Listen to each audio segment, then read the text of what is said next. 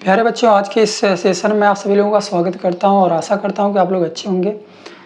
और आज के हम लोग इस वीडियो में पढ़ेंगे बायो-सेवर्ट का जो नियम हम लोग पढ़े थे उसका सदिश रूप हम लोग पढ़ेंगे कि बायो-सेवर्ट के नियम का सदिश रूप क्या होता है। जैसा कि आप देख सकते हैं यहाँ पे लिखा हुआ है बायो-सेवर्ट के नियम का सदिश रूप। अब मैंने आपको बताया था इसके पहले वाले वीडियो में कि बायो-सेवर्ट का नियम का जो फार्मूला होता है बी इक्वल टू क्या होता है, बी इक्वल टू मैंने बताया था mu zero upon 4 pi mu zero upon 4 pi I delta L sine theta upon R square. ये आपका बायो-सेवर्ट के नियम का फार्मूला होता है। इसका हमें सदिश रूप बताना है। सदिश रूप के लिए मैं बताऊं आपको तो ये हो जाएगा आपका B equal to mu zero upon 4 pi, ये उसी तरह रहेगा।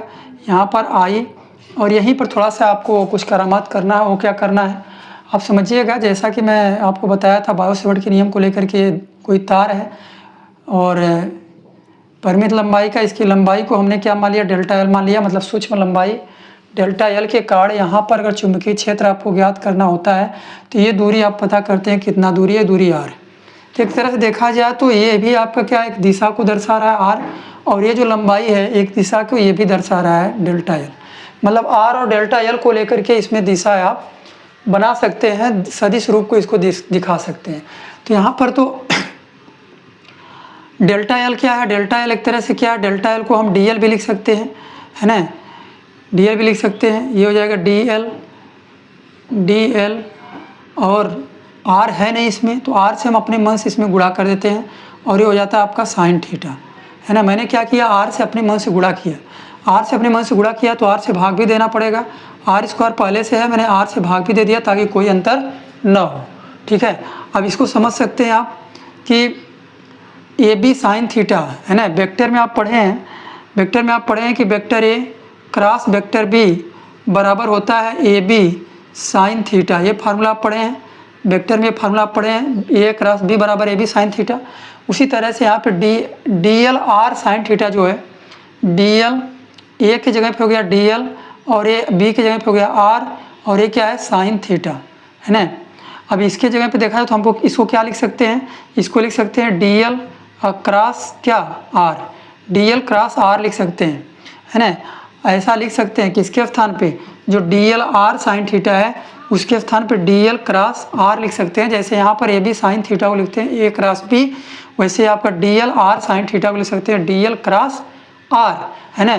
तो यहाँ से आपका सदिश रूप मिल जाएगा आपको म्यू जीरो अपान 4 पाई, है ना, mu zero upon 4 pi into I, और यहाँ पे आप लिख सकते हैं डी एल, है ना, D L R sine theta के स्थान पर लिख सकते हैं डी एल क्रॉस, है ना, क्या R, D L cross R लिख सकते हैं। और ये अपान क्या है, आर घाते 3 हो जाएगा, आर घाते 3 हो जाएगा, ठीक है। तो ये हो गया आपका बायो-सेवर्ट के नियम का सदिश रूप। बायो-सेवर्ट के नियम का सदिश रूप ये आपका हो गया डी एल क्रॉस आर के रूप में। ये आपका बायो-सेवर्ट के नियम का सदिश रूप आपको देखने को मिला। Mu zero upon 4 pi into I, है ना, D L cross R vector D L cross vector R upon R घाते 3, है ना, vector D L cross vector R upon R घाते 3, ठीक है। ये हो गया आपका बायो-सेवर्ट के नियम का सदिश रूप। क्लियर हुआ, सही से दिख रहा आप लोगों को यहाँ तक,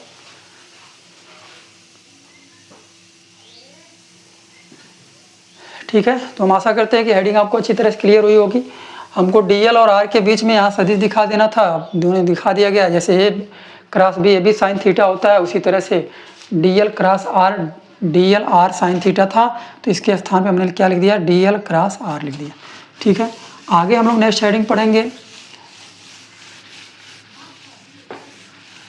अभी आप लोग म्यू जीरो के बारे में पढ़े हैं, म्यू जीरो का मान पढ़े थे इसके पहले वाले वीडियो में, है ना। म्यू जीरो का मान क्या होता है अभी आपको मैं बताऊं तो अब तक फिजिक्स में आप म्यू जीरो और एक एप्सिलॉन जीरो के बारे में पढ़े, है ना। एप्सिलॉन जीरो कहाँ आता है, पहले लेसन में जो आपका जो आवेश वाला लेसन है, वैद्युत आवेश जो है, कूलाम का नियम वैद्युत क्षेत्र जो लेसन है, उसमें आप पढ़े थे एप्सिलॉन जीरो को लेकर के। एप्सिलॉन जीरो का मान भी आपको पता था, है ना, और म्यू जीरो का मान भी इसके पहले वाले वीडियो में आपको बताया गया। तो जो म्यू जीरो का मान बताया गया वो आपको पता है कि 4 पाई इंटू 10 पावर -7, है ना। तो यहाँ पर दोनों में के बीच संबंध हम निकालेंगे। म्यू जीरो क्या है, म्यू जीरो आपके चुंबक की वैद्युतशीलता है और साइलेंट जीरो क्या है, ये वैद्युतशीलता है। तो वैद्युतशीलता है ना, निर्वात की वैद्युतशीलता आपका क्या है, निर्वात की वैद्युतशीलता साइलेंट जीरो। इसको हम लिख सकते हैं निर्वात की वैद्युतशीलता, निर्वात की वैद्युतशीलता मतलब अब साइलेंट जीरो तथा निर्वात की चुंबकशीलता, निर्वात की चुंबकशीलता,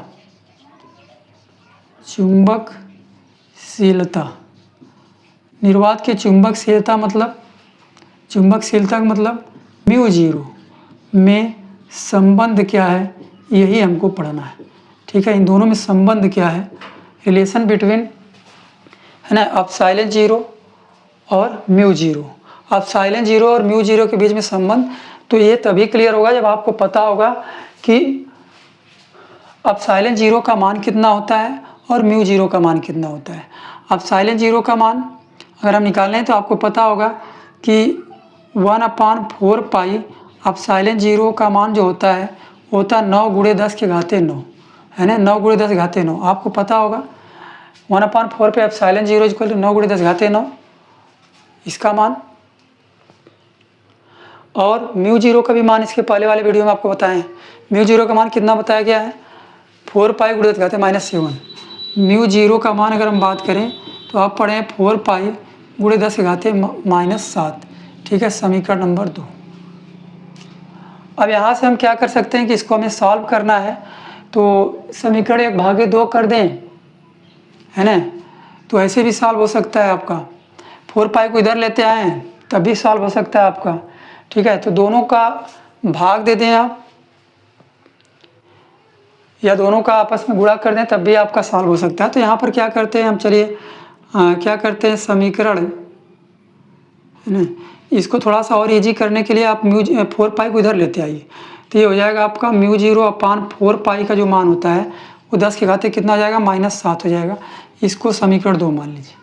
ठीक है, म्यू जीरो का मान ये होता है, 4 पाई को इधर लेते आइए, अब थोड़ा सा ईजी हो जाएगा सॉल्व करने में। अब आप बोल सकते हैं कि समीकरण 1/2 करने पर 1 में 2 का भाग जब दे देंगे प्यारे बच्चों, आप देखिएगा ये हो जाएगा 1/4 पाई अब साइलेंट जीरो, और इसके बटे इसको करेंगे कि इसको म्यू जीरो अपान 4 पाई को भाग दे दिया बराबर इधर आपका क्या है 4 पाई × 10 के घाते, इधर आपका है 9 × 10 के घाते 9, और बटे यहाँ कितना है 10 के घाते -7। ठीक है, इसको सॉल्व आप करेंगे तो ये हो जाएगा 1/4 पाई, अब साइलेंट जीरो बटे के बटे है तो उलट जाती है भिन्न, ये हो जाएगा कितना 4 पाई ऊपर चला जाएगा और म्यू जीरो आपका नीचे आ जाएगा, है ना। 4 पाई से 4 पाई कैंसिल हो जाएगा, इक्वल टू यहाँ पे 10 घाते -7 को ऊपर ले जाएंगे तो जाएगा 9 × 10 के घाते 9 पहले से था, -7 ऊपर ले जाएंगे तो क्या हो जाएगा +7 हो जाएगा। क्लियर हुआ यहाँ तक, -7 को ऊपर लाएंगे क्या हो जाएगा +7 हो जाएगा। अब समझिएगा यहाँ पे अगर देखा जाए प्यारे बच्चों तो यहाँ पे क्या बचा 1/म्यू जीरो बचा, और क्या बचा अब साइलेंट जीरो बचा, है ना, यही बचा। और इधर आपका कितना बचा, इधर बचा 9 × 10 के घाते, है ना, ये 10 और 9 7 और 9 9 7 कितना हो जाएगा 16 हो जाएगा। तो यहाँ पर देखा जाए तो यहाँ पर जाएगा 1/म्यू जीरो अब साइलेंट जीरो इक्वल टू, इसको लिख सकते हैं 3 × 10 के घाते 3 × 10 घाते 8, इसका क्या लिख सकते हैं स्क्वायर, है ना, 3 का स्क्वायर कितना हो जाएगा 9 और 8 × 16। ठीक है, यहाँ तक क्लियर है आपको, यहाँ तक क्लियर है। अब देखिए यहाँ भी यही हो जाएगा आपका 1/म्यू जीरो अब साइलेंट जीरो इक्वल टू, ये किसका मान होता है प्रकाश की चाल का, 3 × 10 घाते 8 किसका मान होता है प्रकाश की चाल सी का, ये हो जाएगा सी का स्क्वायर इधर भेजेंगे तो सी इक्वल टू मिल जाएगा, क्या मिलेगा प्यारे बच्चों हो जाएगा 1/√, स्क्वायर आकर के इसको अंडर रूट कर देगा म्यू जीरो और अब साइलेंट जीरो। ये है आपका म्यू जीरो अब साइलेंट जीरो में संबंध आपका सी इक्वल टू 1/√, म्यू जीरो अब साइलेंट जीरो को लेकर। ठीक है, अगर हम यहाँ पे म्यू जीरो अब साइलेंट जीरो का बीमा आपसे पूछें तो क्या होगा वो भी आप बता सकते हैं कि म्यू जीरो अब साइलेंट जीरो की बीमा भी पूछा जाता है पेपर में कि बताइए म्यू जीरो और अब साइलेंट जीरो, है ना, जो म्यू जीरो है और अब साइलेंट जीरो की बीमा क्या होगी। बीमा अगर आपसे पूछा जाए प्यारे बच्चों तो क्या बताएंगे, यहाँ से थोड़ा सा ईजी होगा सॉल्व करना। म्यू जीरो अब साइलेंट जीरो की बीमा क्या पता है आपको, आपको पता है सी स्क्वायर बराबर होता है 1/μ0 एप्सिलॉन 0, है ना, यही होता है।